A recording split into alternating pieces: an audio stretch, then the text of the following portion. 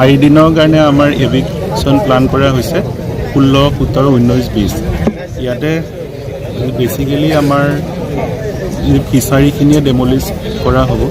এই গোটেই ফিচাৰীখিনি তেওঁলোকে ইলিগেলি বনাইছিলে, কোনো পাৰ্মিশ্যন নাই।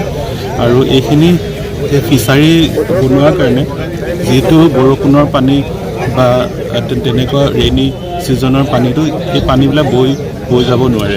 গতিকে এইটো স্থানীয় ৰাইজৰে বহুত দিনৰ পৰা ডিমাণ্ড আছিলে।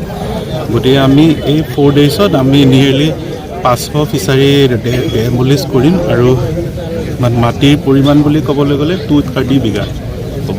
আৰু বিলৰ হিচাপত গেৰবেৰী বিল, মাগুৰমাৰী বিল, আৰু গেৰেকণী বিল আৰু চালনাবুৰী বিল, 4খন বিল। মাটিৰ পৰিমাণটো চাই কিমান হ'ব? মাটিৰ পৰিমাণটো 4 দিনত মিলাই কিনে 230 বিঘা।